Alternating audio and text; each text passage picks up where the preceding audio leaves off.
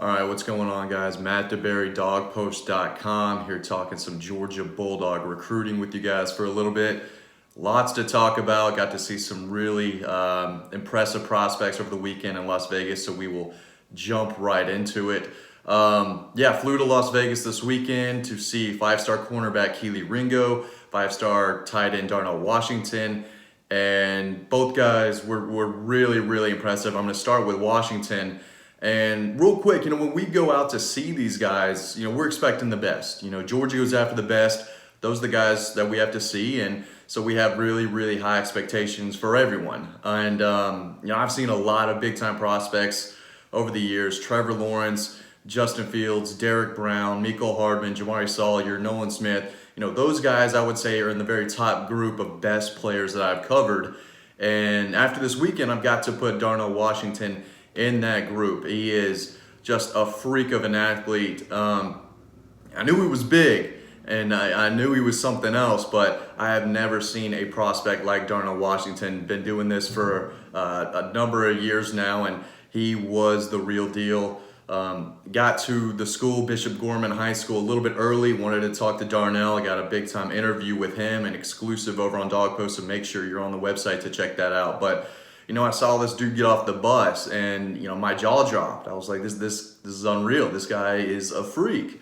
Came up to him, shook his hand. He almost broke my hand. He had some of the biggest hands I've seen on a prospect, and great kid. Gave me a really good interview, but he passes the grandma test. He passes the girlfriend test. If you took one of those two to a game with you and they don't really like football, they could be like, okay, this dude is he's a big time player. But he is a legit 6'7", 260 pounds, lean, long. There's not an ounce of fat on him. And again, he really stands out physically. And, I watched him warm up, and they caught a lot of big time passes, warming up. He practiced punting. I wasn't sure if he was going to do that in the game. He ended up doing that. He was the punter for his team, but he was warming up punting, throwing, catching. He really does do it all for Desert Pines, and he just took that to the field. Played against really weak opponents. Usually, I don't hold that against guys because it's really not their fault. But it was still clear to see why he's a five-star prospect, why he's one of the best in the country. And even though he was absolutely, destroying this poor team, you see the athleticism. There was one catch early in the game where he went up and snagged a high pass. Pretty much Randy Mossed it over the middle, Julio Jones, whatever you want to call it. Turned upfield. I thought he was going to fall down right after the catch. Kept his balance, broke two tackles, streaked for the end zone, stiff-armed another at the 5, leaped into the corner.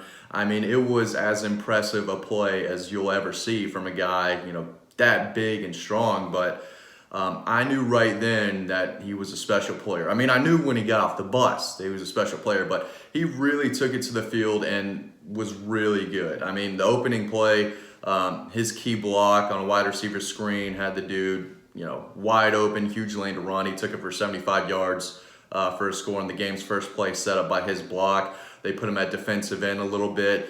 I thought he almost killed a kid. He was coming, he was rushing the passer, quickly identified that it was a wide receiver screen, so he backed up, turned the other way. Kid tried to do a little dance move, get more yards, and Darnell Washington came out of nowhere and just decleated the kid. I thought he might, be taken off in a stretcher. He hit that dude hard. Legal hit, but yeah, he flattened that kid.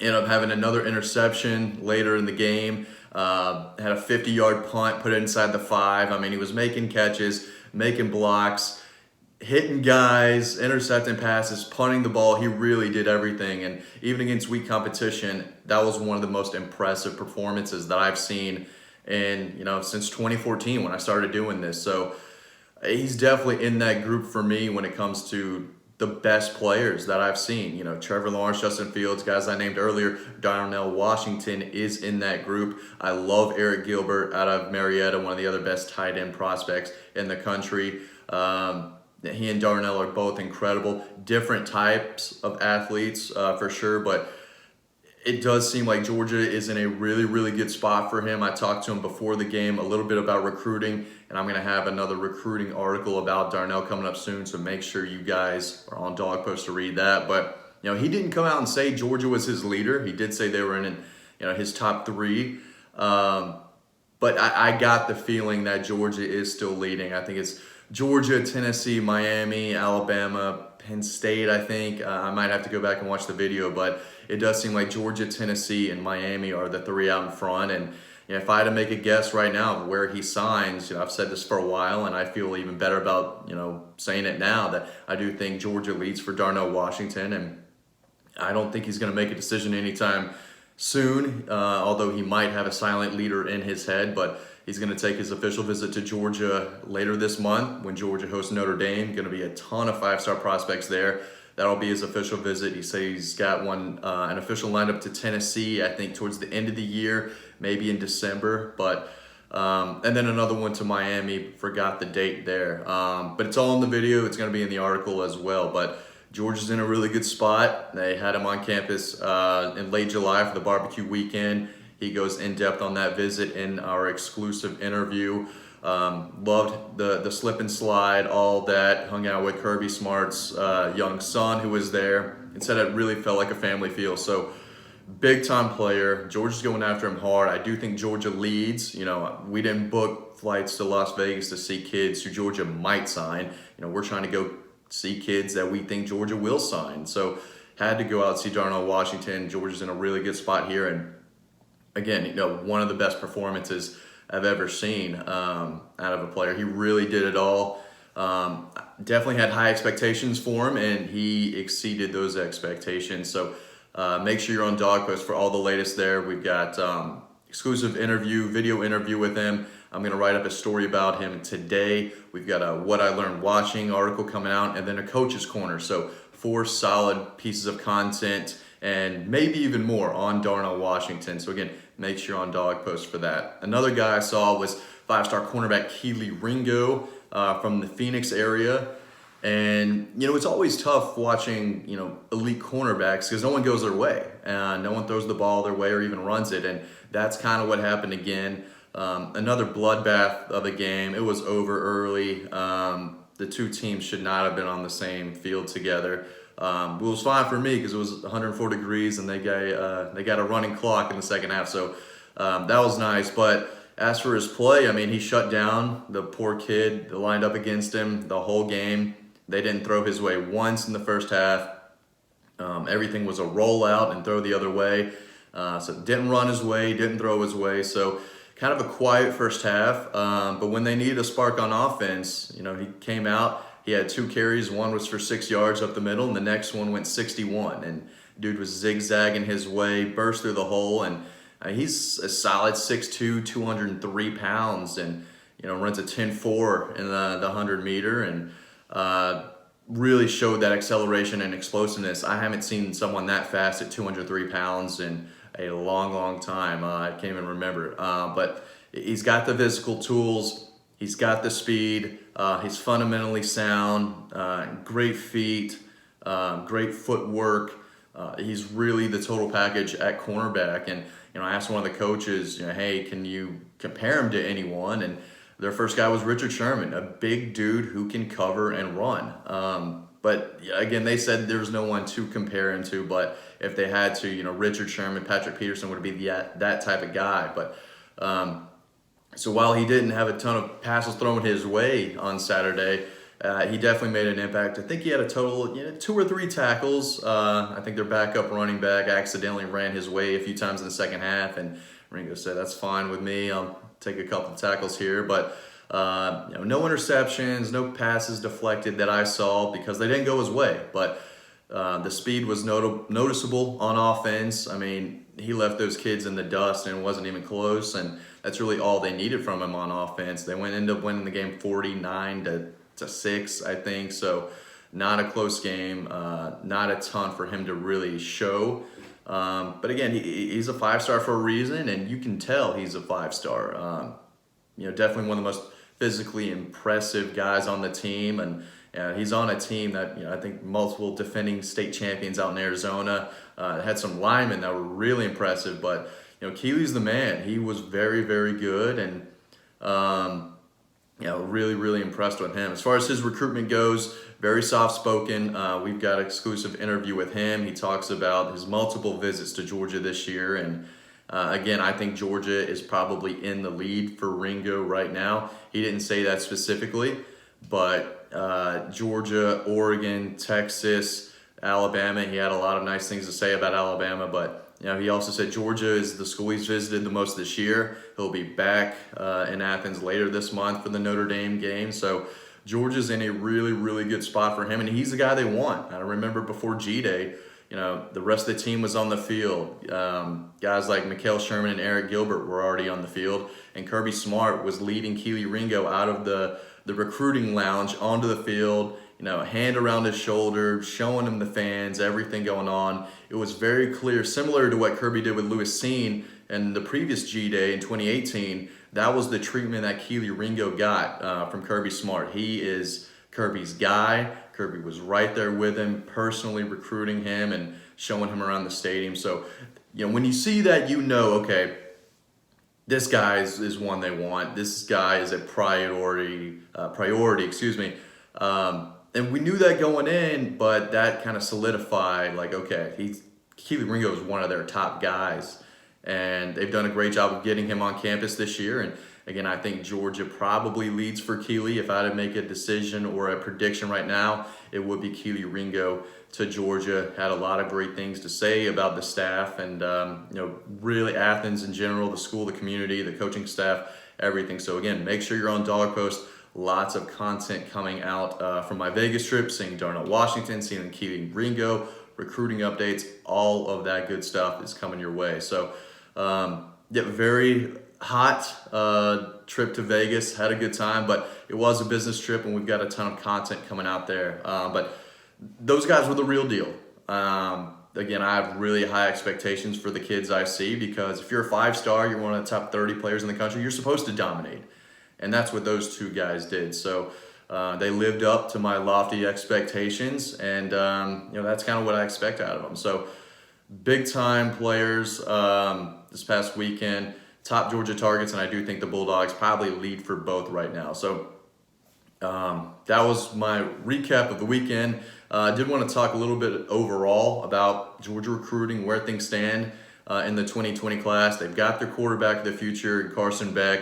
They've got 5-star running back Kendall Milton out of California. As far as Zach Evans goes, I thought he was going to commit to Georgia on September 5th. We heard that was the date in early August, and I believe that was the plan until that day, earlier in the week, that first week of September. I was still told, September 5th is going to be the day. Make sure you're there. And, we had someone fly out there. We felt that confident that he was going to commit to Georgia that day. But obviously the suspension that happened kind of, turned those plans around and kind of halted that commitment. We'll see where things go. But right now, I do think Georgia is still going to recruit him hard. And I do think if Zach Evans were to make a commitment today, it would be to Georgia. And I think they're going to continue to recruit him hard, like I said. But we'll see.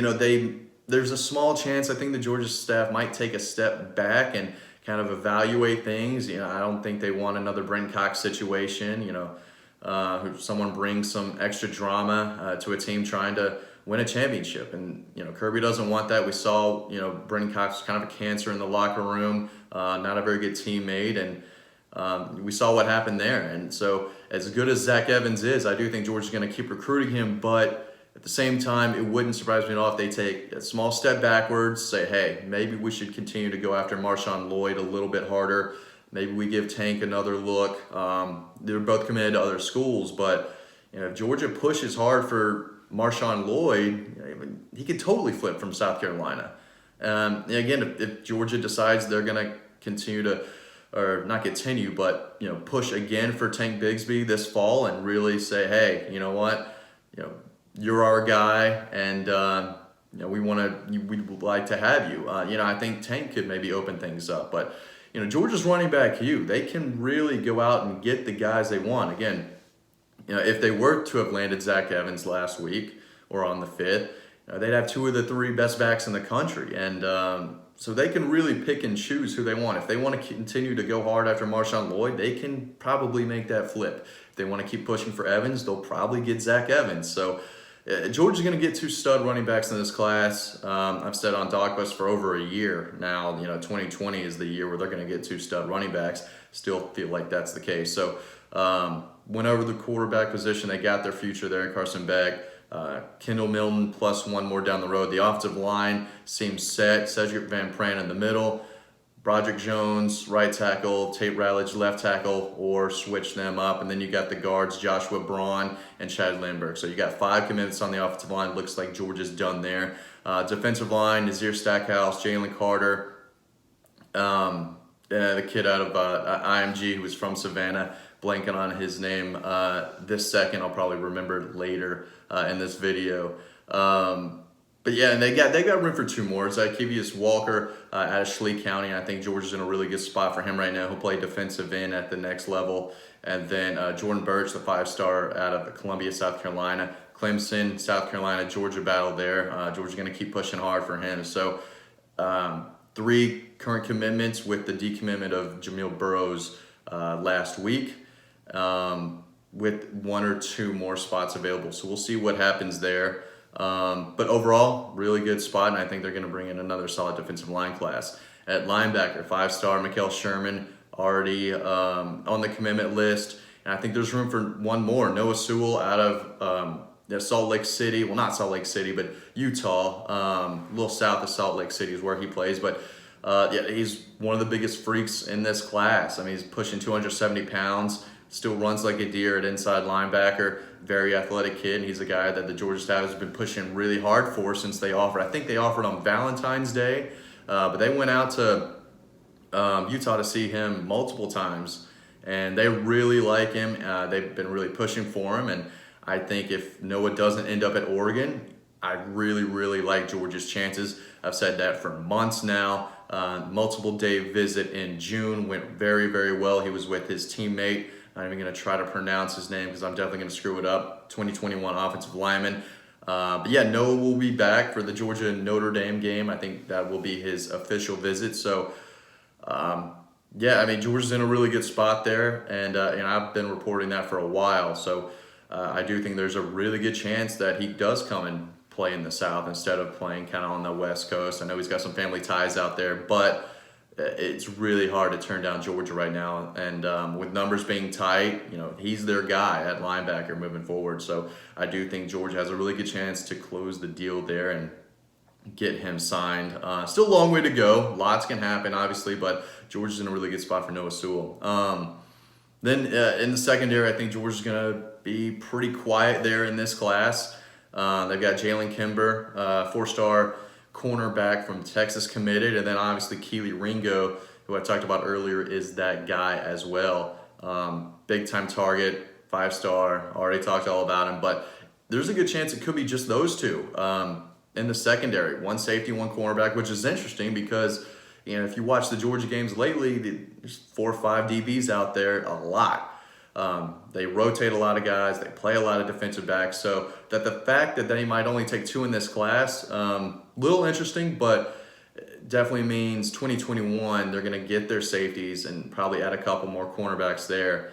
James Williams, 5-star, one of the top 10 players in the country for 2021. I believe he's trending towards Georgia. And then David Daniel, local kid out of Woodstock, I think is a top 100 kid, depending on what site you look at. But he was at Georgia this past weekend from Murray State. I'm sure he'll be back for the Notre Dame game. The Irish are recruiting him hard as well. So yeah, Georgia's in a really good spot in the secondary for 21. So it definitely seems like they could be, very light in the secondary in 2020. So overall, Georgia's going to push for that number 1 spot. They're going to push Clemson. I mean, the rest of their targets are 5-star guys. And high 4-stars. I didn't talk about the receivers. They got 3 committed, maybe room for 1 more with Arian Smith. They only took 3 receivers in 19. They've got 3 committed right now: Marcus Roseme, Corey Wren, Justin Robinson. And if they do take 1 more, Arian Smith, the track star, speedster out of Lakeland, Florida, is their top target there. And Georgia's in a really good spot. I don't think he's going to be making a decision anytime soon, but again, if Georgia decides to take another wide receiver, I really like their chances with Arian Smith. Tight end, they're going to take two. It's going to be two of Darnell Washington, Theo Johnson, Eric Gilbert. Seems like Eric Gilbert is trending elsewhere right now. Was at Clemson this past weekend.